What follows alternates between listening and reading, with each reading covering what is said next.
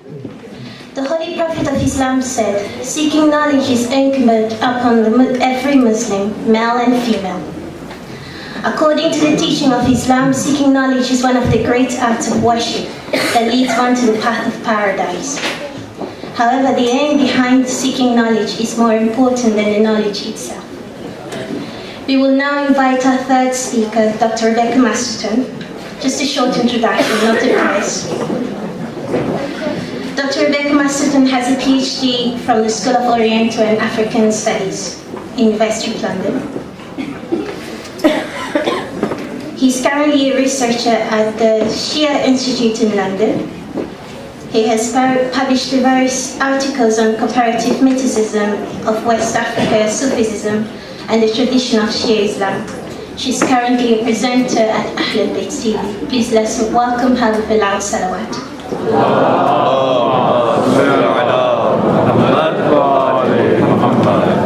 Bismillah ar-Rahman ar-Rahim.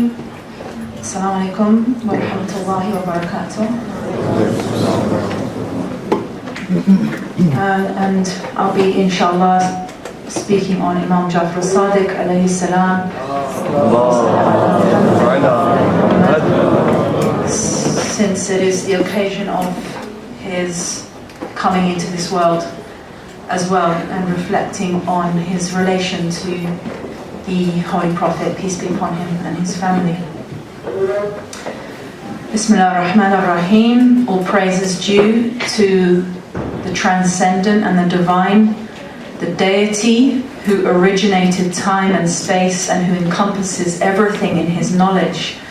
And salutations to the supreme signs that he created, the Holy Prophet and his purified progeny. Allahumma salli ala Muhammadin wa ala.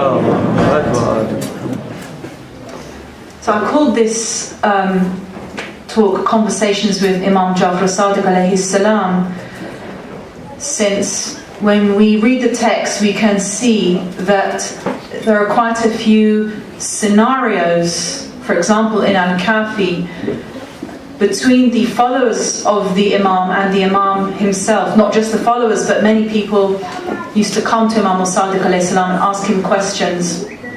And alhamdulillah, fortunately, we've got the recording of some of these conversations, and the people who were speaking to him and asking him were asking him the same questions that we ask today.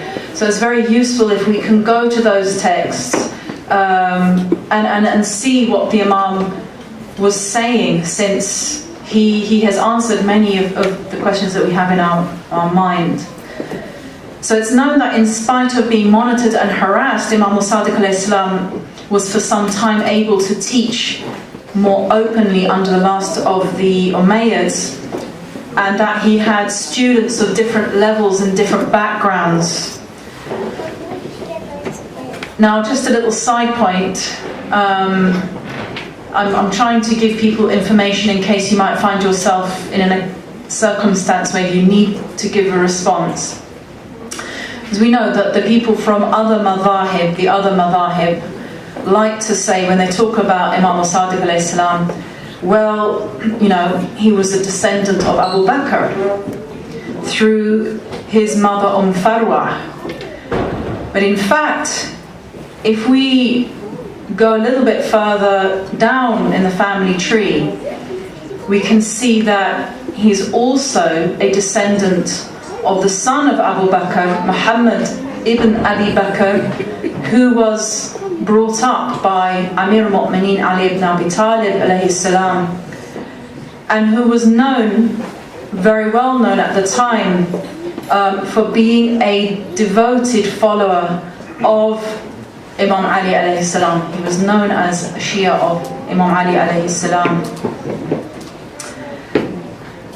And it can be also pointed out that, as it may be well known, that Muawiyah had Muhammad ibn Abi Bakr assassinated just after Imam Ali alayhi salam had appointed him as the governor of Egypt. And it's useful, inshallah, to read about how this assassination took place. But again, just as a little kind of footnote before we start, if you find yourself in a conversation where people do raise these points, you can remind them of the points that I've just given you. I'm just going to talk about a few things that Imam al-Sadiq alayhi salam elaborated on, just to remind ourselves of the essential components of this path. And the first thing I will talk on, inshallah, is taqiyya. So we know that this topic is discussed a lot today. It's become, like all the other million other topics, it's become a topic of debate. And often people will talk about taqiyya without really understanding what it is. So it's a topic of debate and it's discussed by people who don't really know what it is. So I'll just talk a little bit about that. We can see that the practice of taqiyya developed specific connotations after the martyrdom of Imam Hussein alayhi salam, under the imamate of Imam Mubarak alayhi salam. So this was around the time that the practice of taqiyya began to develop, because it just simply became, after Karbala, too risky to be an open follower of the Imam. So we know that there are many disputes today as to whether or not it should be practiced. But in fact, when we look at the sources, we can see that it's an integral part of the path of the Shia.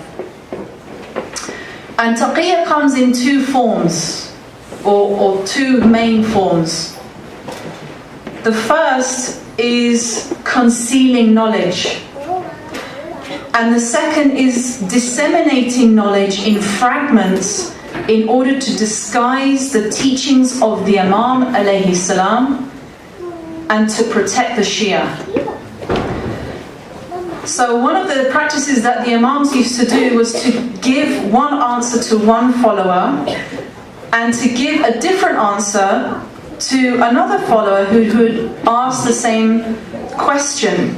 Now, this was so that if the spies of, for example, the Abbasid Caliph Mansur happened to stop one of the Shia toing and froing from visiting the Imam and travelling around the Muslim world, if they happened to be stopped and questioned, then they would give a different answer from someone else who had been suspected of being a Shia. So this was a way of disguising who the Shia were and what the teachings of Tashayyu actually were as well, and of also protecting the person of the Imam. So it was a way of making them less identifiable. And there's a narration where Imam al-Sadiq alayhi salam says, our followers will be tested in three situations: on how they guard their prayers, and on how they guard the secrets of our followers from our enemies, and on how they use their wealth and property to help their religious brethren. So the issue of keeping secrets is an integral part of the practice of Tashayyu, and protecting your brothers and sisters by not revealing what knowledge they might have to potential enemies of this path. Now, we can think of plenty of countries around the world where to follow this path is basically illegal. To buy books on this path is illegal. You can be imprisoned for possessing such books.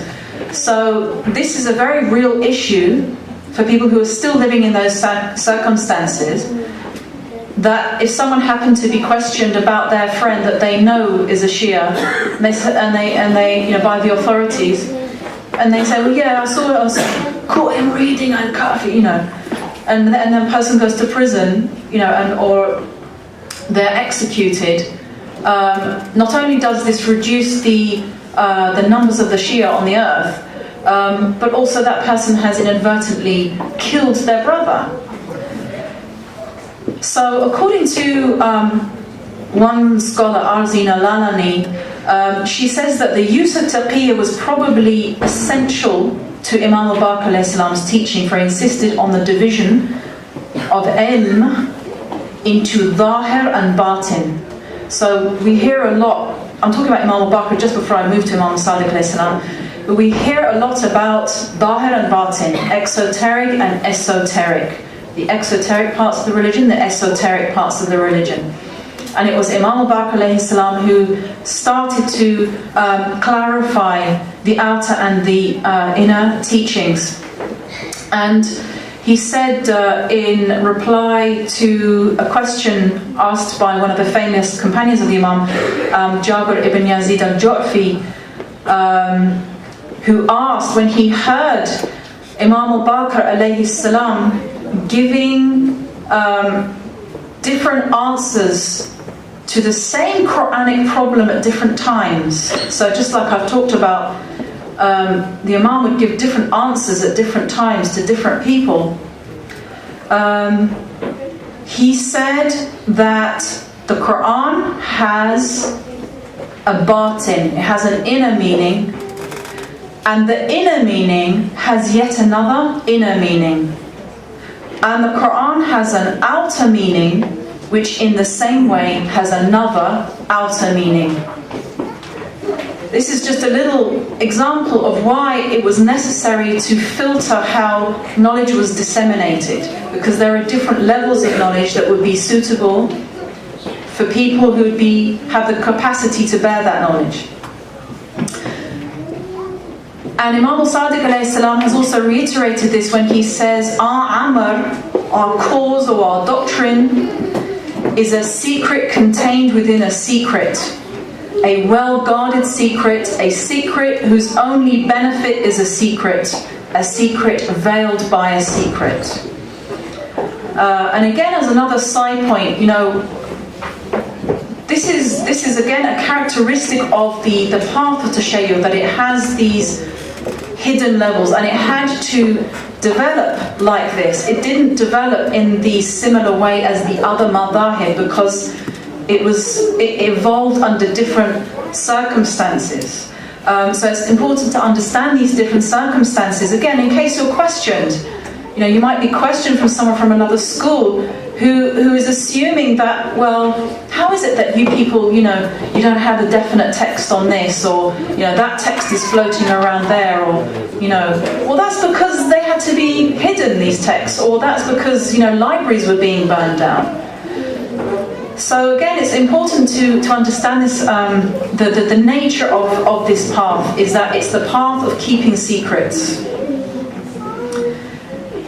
He also, Imam al-Sadiq alayhi salam, condemned those who would learn certain teachings from him, then spread them without his permission. And there's a narration from him where he says, it happens that I confer a teaching on someone, and then he leaves me, i.e. he abandons the walaya of the Imam, and he reports it exactly as he heard it from me. He says, because of this, I declare it as lawful to do la'an on him and to dissociate oneself from him. Now this tells us that around the time of Imam al-Sadiq alayhi salam, this tells us of the behavior of the people who were around him. We know that he was teaching a lot of people, and there are some characters who are around him who would absorb his teachings word for word, and then they go and betray him, and they go and set up their own circles, and they go and repeat the teachings of Imam al-Sadiq alayhi salam, but they would claim authorship for those teachings, and we've got evidence for that. The more you dig, you can see that many of these amazing sayings that apparently other figures have said were actually what the Imam said originally, but they've been credited to someone else. So walaya to the Imam and loyalty to the Imam, keeping his secrets, not passing on knowledge when he gave strict instructions not to pass on that knowledge, were all part of this path, the practice of this path. So we can see that in some circumstances the Imam would instruct one of his followers to give some knowledge, and in other circumstances he would say, no, don't pass that on. Don't reveal that to people. Number one, because they won't listen to you, they will condemn you, they'll make your life difficult. So again, according to the circumstance, people were given knowledge and were given permission either to pass it on or not to pass it on. Some of these types of knowledge we can see again in the early sources, in Al-Kafi. One of them, Imam al-Sadiq alayhi salam, refers to which the Holy Prophet, peace be upon him, and his family passed on to his progeny.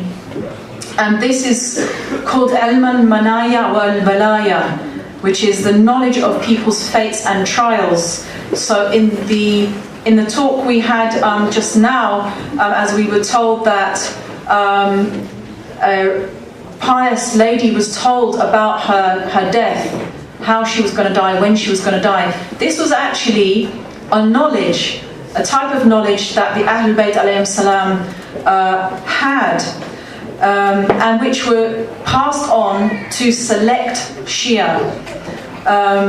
Now again, to be a close Shia of the Imam, because there was a hierarchy of Shia. There were hierarchies of Shia. There were those who were close, very close to the Imam, and there were those who were well versed, were knowledgeable, but they weren't so close to the Imam. And nearness to the Imam, closeness to the Imam, relied not just on knowing the different sciences of the religion, but the primary qualification for being an elite Shia of the Imam was purity of heart.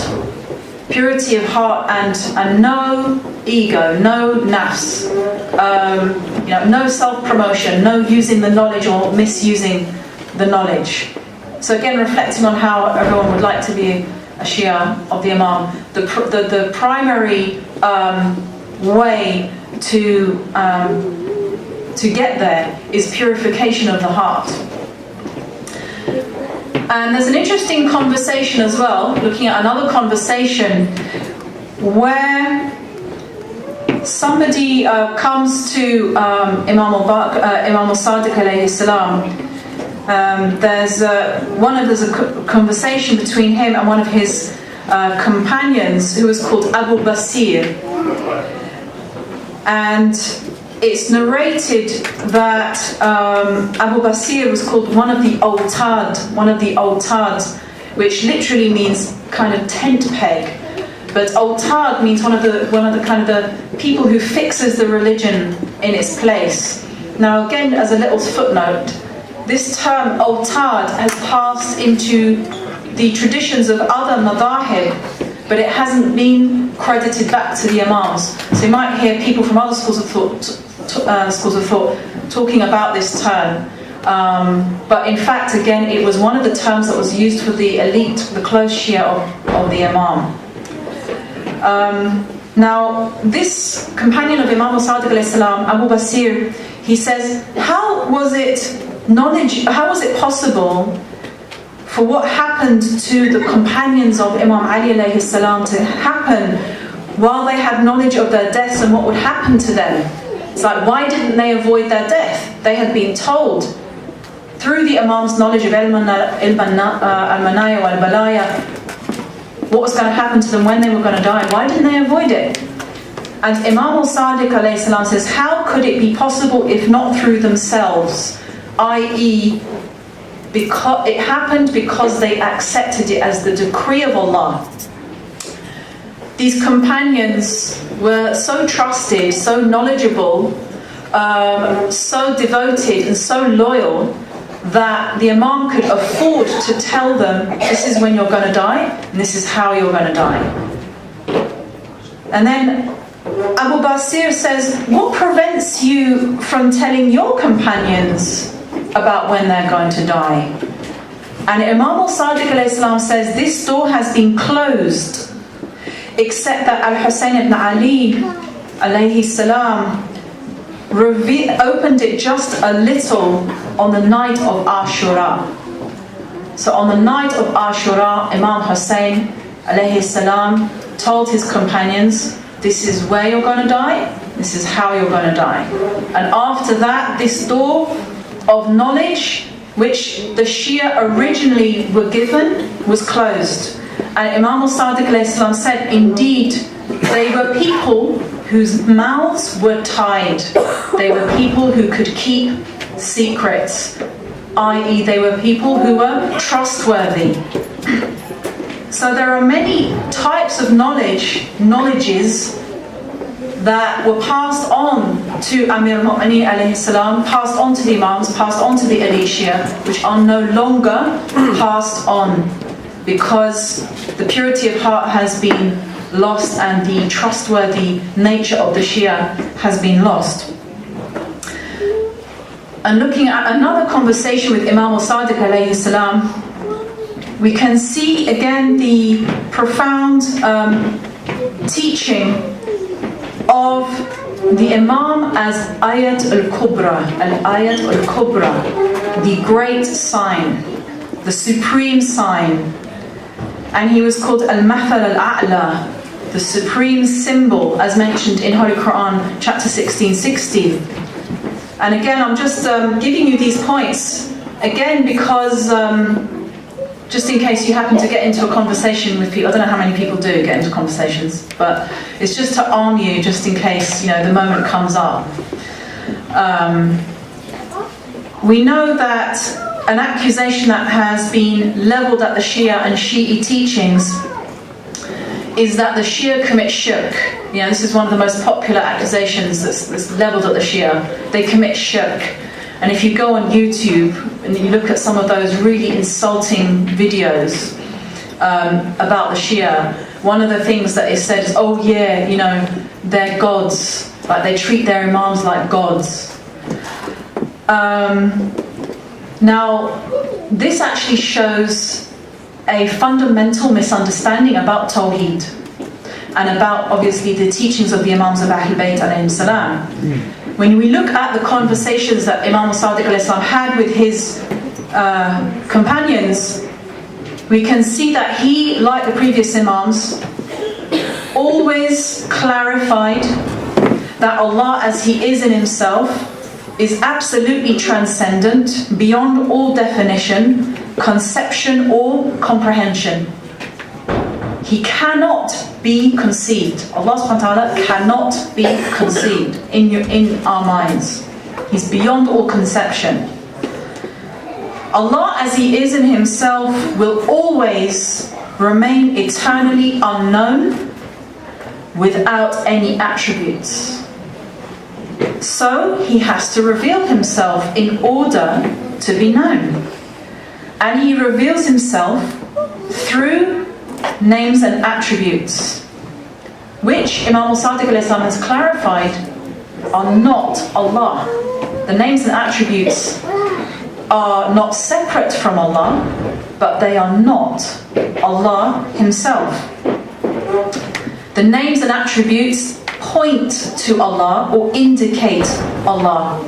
And Imam al-Sadiq said about the Ahlul Bayt alayhim salam, we are the beautiful names. So Allah has asked humanity to reflect on His signs. We know Allah subhanahu wa ta'ala through His signs and indications. But the greatest sign that He has created is the Imam himself. During Imam al-Sadiq alayhi's time, this teaching was risky. So we see him conversing with one of his followers and warning him not to reveal it. We've got another, the Shia, who comes to him and he says, will the mu'minun, and to show you the term mu'minun means the one who has ma'rifah of the Imam's walaya. Mu'minun has a special, specific meaning to it. The one who has ma'rifah of the Imam's walaya. Will they see Allah on the day of resurrection? And Imam Ja'far alayhi salam replies, yes, but they've already seen Him long before the advent of this day. And the Shia asks, when was this? Imam replies, when God asked them, am I not your Lord? And they replied, Bala, yes, most certainly.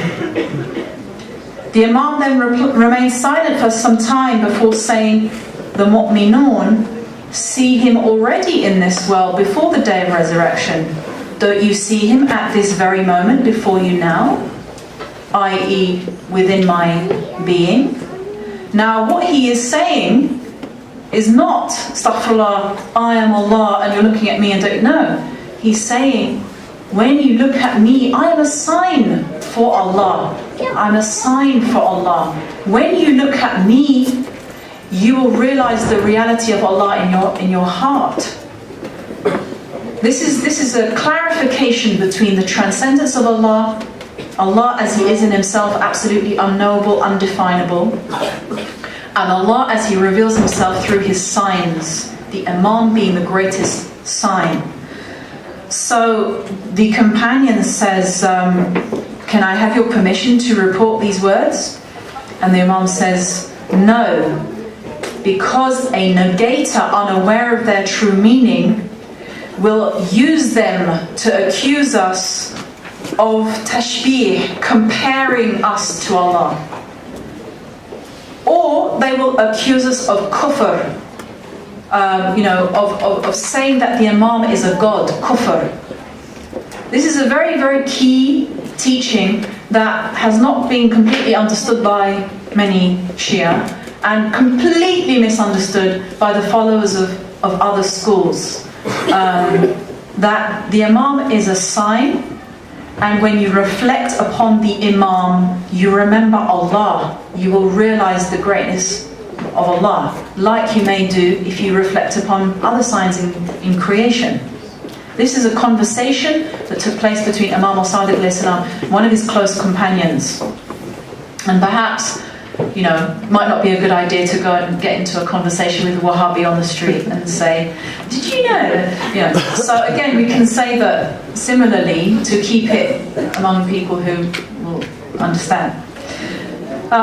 So reflecting on the Imam in relation to the Holy Prophet, peace be upon him and his family, we can also find an explanation in conversations that people have had with the Imam. So again, if we look in Al-Kafi, this is if you read Al-Kafi, I can really recommend you download it from the WOFIS website, WOFIS.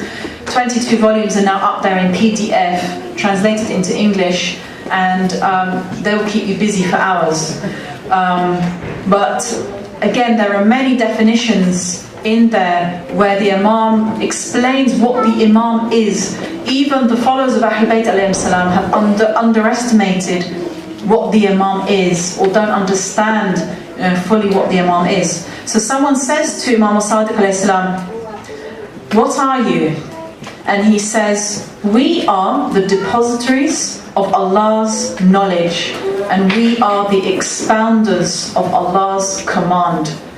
So Allah subhanahu wa ta'ala bestowed His knowledge upon the Ahlul Bayt alayhim salam and the Imams of Ahlul Bayt alayhim salam, because they had the capacity to bear that knowledge. And so they will then disseminate that knowledge again to those who they consider have the capacity or not the capacity. So the Imams of Ahlul Bayt alayhim salam are the treasurers of what the Holy Prophet, peace be upon him and his family, had to pass on to mankind. And again, we can see that other schools of thought argue against the supposed elitism of Shiism as well, of the Shia path. This is another, comment that you get leveled against the Shia. Oh, it's very elite, like we're not elitist like you, we're more egalitarian. We're fair, we're just, you're not, you think you're special. But what we find is that the other schools of thought that argue against elitism, they also argue that there can't be such a thing as ilm al-batin. This is another point that was clarified by Imam al-Sadiq alayhi salam. I don't know if any of you have heard people, I had someone write to me through Facebook very angry very angry Salafi, saying, what does Amir al-Mu'mineen, Ali ibn Abi Talib have to do with ilm al-batin, what has he got to do with that? So it says, you people, you invented it, it's some kind of Iranian invention that was kind of added on to Tashayyu'h. And they will say, the argument is, Allah created His religion for mankind and He didn't hide any of it. How can you have this hidden knowledge? Allah revealed everything to mankind. We know what it is. We've got the fiqh. Now, again, the answer to that is that, yes, Allah subhanahu wa ta'ala did reveal everything that had to be revealed. He didn't leave anything out of this message. But again, He bestowed the complete message upon His designated khulafa on the earth. He gave this knowledge, the complete knowledge of Islam, to those who were able to carry it in their hearts and transmit it. So a special characteristic of the Shi'i path as well, as taught by the Imams, is the importance of the intellect. Now, again, you may have heard in many other lectures that the intellect is not just rational, to do with rational thinking. The intellect, according to the teachings of Ahlul Bayt alayhim salam, is that faculty that enables us to perceive the realities of faith, the realities of Iman.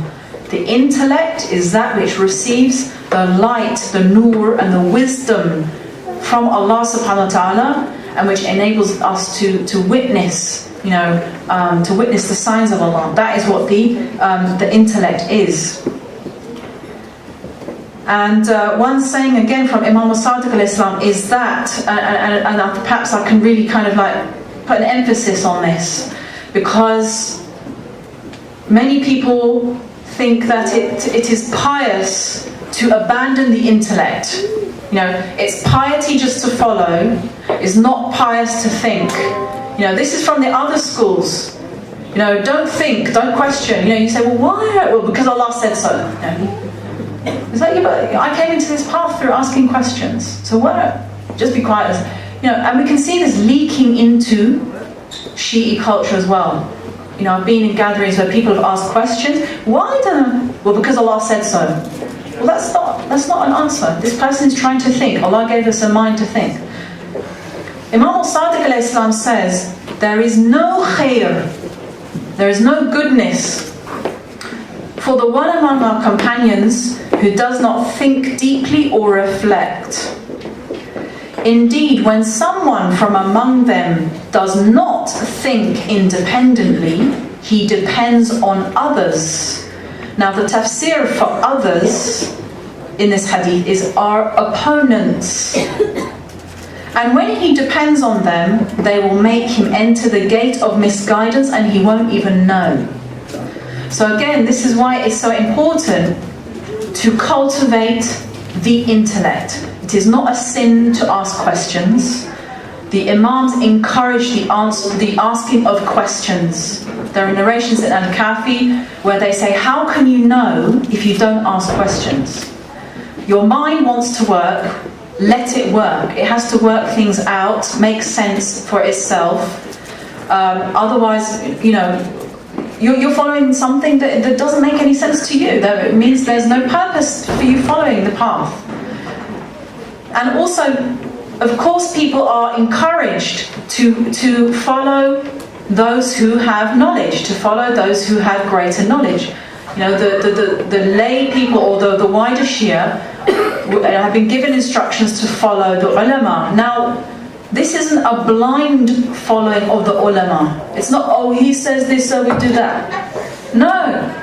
The following of the ulama is reflecting on what they teach. Alim being not just an alim of fiqh, but any alim, person of knowledge, recognized scholar of knowledge. Following that alim is not being a sheep and abandoning your mind. Following the alim is inculcating what he says, reflecting upon it, imbibing it, and being able to apply it or practice it and teach it to other people. So the Imams throughout this have always encouraged the free thinking of the mind. Imam Ali alayhi salam wanted companions around him who were people of intellect. So this path, it is a path of devotion, but that devotion needs to be accompanied by the intellect, the use of the mind. So we can summarize on that note from the brief glimpses of these conversations that Imam Sadiq alayhi salam had with various people, and not all of them his followers, some of the essential elements in the path of Islam which characterize it and which the Imam passed on under the Umayyad Caliphate and the Abbasid Caliphate, in between, to remind ourselves, in between him being arrested and imprisoned. So in between him being harassed and arrested and questioned and imprisoned, in between all that, he's passing on all this. He's teaching all this. Continuing the tradition established by the Holy Prophet, peace be upon him and his family, he showed how knowledge is gained through various kinds and levels of training, and he showed what types of knowledge there are and how they should be transmitted, and when it was not appropriate to transmit them. So the Islamic path in its true application requires wisdom and insight and foresight, and he required that the believers, the true followers of Ahlul Bayt alayhim salam, use their intellect, study, think, reflect, and be active in inquiry. Passivity is not one of the characteristics of the path. Okay, maybe wisely not acting in certain circumstances, that's acceptable. But passivity is not acceptable in this path. And so it's a great honor to speak about the Ahlul Bayt alayhim salam today, and I'm very grateful, alhamdulillah, to be here and for destiny to have reached this point where we are all together remembering the Imam alayhi salam. And I was thinking earlier that we shouldn't take this for granted, that we are knowing about them, because there are so many people who don't know about them, even descendants of Shia who don't know about them. As I met a few months ago, a lady who is descended from one of the Imams from London, didn't know who the Imams are, had no idea, and yet she's a descendant of one of them. So let's not take this for granted, and try to appreciate what has been transmitted by them, inshallah, and endeavor to pass that on. And I just want to pray for everybody here and for all of us that we increase in knowledge, and that our intellects are enlightened by Allah subhanahu wa ta'ala and by the Ahlul Bayt alayhim salam, that we all have tawfiq to excel in this path and to form an established Muslim Shi'i community in the UK for the future, for future generations, and to be a light in this country and around the world. Ameen. And of course, du'as also for the organisers of this event, and I pray for their success in this life and the next. Ameen. Allahumma salli ala Muhammadin wa ali Muhammad.